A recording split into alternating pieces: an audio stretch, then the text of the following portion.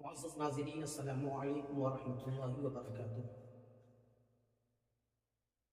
معزز ناظرین، ہماری زندگی میں ہمارے کچھ ایسے ساتھی یا ہمارے کچھ ایسے لوگ ہوتے ہیں، ایسے ہمارے مخالف ہوتے ہیں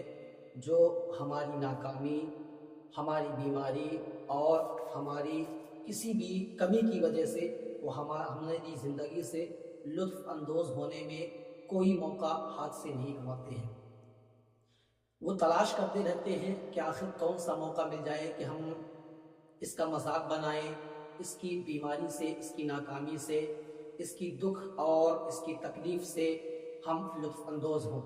اسی طرح آپ کے سامنے ایک واقعے کا ذکر کرنا چاہتا ہوں جس سے ہمیں یہ درس ملتا ہے کہ اگر ہمیں بیماری ہے، ہماری زندگی میں کوئی مصیبت اور پریشانی ہے، اگر ہم ناکام ہیں، اگر ہم غریبی ہیں، تو ہمیں چاہیے کہ ہم اس چیز کو اپنے مخالفین کے سامنے، اپنے دشمنوں کے سامنے اپنی ناکامی اور اپنی کمزوری کو ظاہر نہ کریں۔ ظہیر الدین بابر کا نام آپ نے سنا ہوگا، جنہوں نے بابری مسجد کو تعمیر کروایا تھا،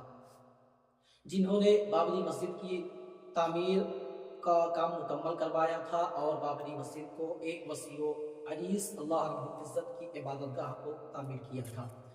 معزز ناظرین، ظہیر الدین بابر کا واقعہ ہے کہ ایک بار ان کے جسم پر خارش ہو جاتی ہے، ان کے جسم پر کھجلی ہو جاتی ہے اور وہ کوئی کپڑا اپنے جسم پر زیب تر نہیں فرما پاتے ہیں، اپنے جسم پر کوئی کپڑا نہیں ڈال پاتے ہیں۔ جیسے ہی کوئی کپڑا وہ اپنے جسم پر ڈالتے ہیں، جیسے ہی کوئی کپڑا زیب تر کرتے ہیں، ان کے جسم میں شدت کے ساتھ خارش ہونا شروع ہو جاتی ہے۔ معزز ناظرین، اتنی زیادہ خارش ہو جاتی ہے کہ وہ کوئی کپڑا پہن نہیں سکتے ہیں۔ جب یہ بات ان کے مخالف، ان کے دشمن شیبانی خان کو پتہ چلتی ہے تو وہ ان کی تکلیف سے، ان کی بیماری سے لطف اندوز ہونے کے لیے ظہیر الدین بابر کے پاس آتا ہے، ان کے دربار میں جانے کی تیاری کرنے لگتا ہے، اور جب ان کے دربار میں پہنچتا ہے اور ظہیر الدین بابر کو یہ بات پتہ چلتی ہے کہ میرا مخالف، میرا دشمن شیبانی خان مجھ سے ملاقات کرنے کی خاطر آیا ہے، مجھ سے ملاقات کی غرض سے میری بارگاہ میں، میرے دربار میں آیا ہے۔ جب ظہیر الدین بابر کو یہ بات پتہ چلتی ہے، جب انہیں یہ بات معلوم ہوتی ہے، تو ظہیر الدین بابر اپنی تکلیف کو، اپنی پریشانی اور اپنی اس بیماری کو ایک طرف رکھتے ہوئے اپنے جسم پر شاہی لباس پہنتے ہیں، اپنے جسم پر کپڑے ڈالتے ہیں، شاہی لباس زیب تر کرنے کے بعد اپنا تاج اپنے سر پر رکھتے ہیں،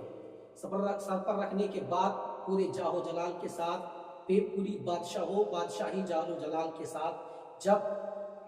آپ شیبانی خان کے سامنے آتے ہیں، اپنے تخت پر بیٹھتے ہیں اور اس سے ملاقات کرتے ہیں، اس سے بات چیت ہوتی ہے، آپ ظہیر الدین بابر اس کے ساتھ کھانا بھی کھاتے ہیں۔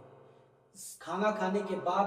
جب ظہیر الدین بابر کا وہ مخالف، وہ دشمن جب ان سے جدا ہونے لگتا ہے، جب ان سے جانے لگتا ہے، اور جب آپ کے دربار سے شیبانی خان چلا جاتا ہے، تو ظہیر الدین بابر جیسے ہی شیبانی خان کا جانا ہوتا ہے، ظہیر الدین بابر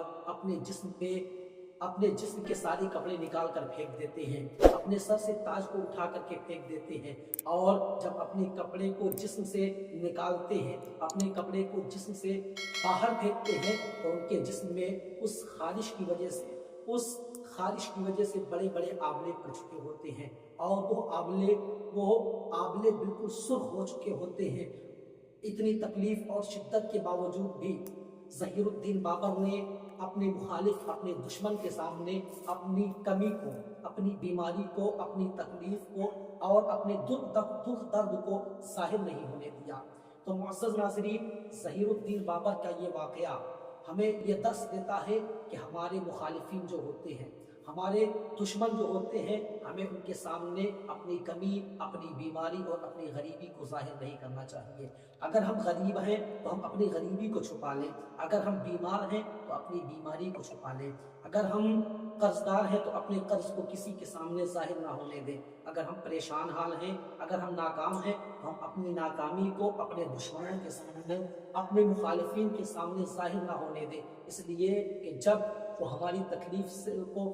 جان پاتے ہیں، جب انہیں ہماری تکلیف کے بارے میں پتہ چلتا ہے، ہماری مصیبت اور تکلیف کے بارے میں، ہماری ناکامی اور بیماری کے بارے میں جب ہمارے مخالفین کو پتہ چلتا ہے تو وہ ہماری تکلیف سے انجوائے کرتے ہیں، ہماری تکلیف سے لذت و سرور حاصل کرتے ہیں، اور ہمارے دکھ اور درد سے، ہماری تکلیف اور پریشانی سے خوب لطف اندوز ہوتے ہیں۔ تو ظہیر الدین بابر کا یہ واقعہ ہمیں درس دیتا ہے کہ ہمیں زندگی میں ہر طرح کی تکلیف مصیبت کا مقابلہ کرنا چاہیے، اور اپنے مخالفین اور دشمن کے سامنے اپنی کمی کو ظاہر نہیں کرنا چاہیے۔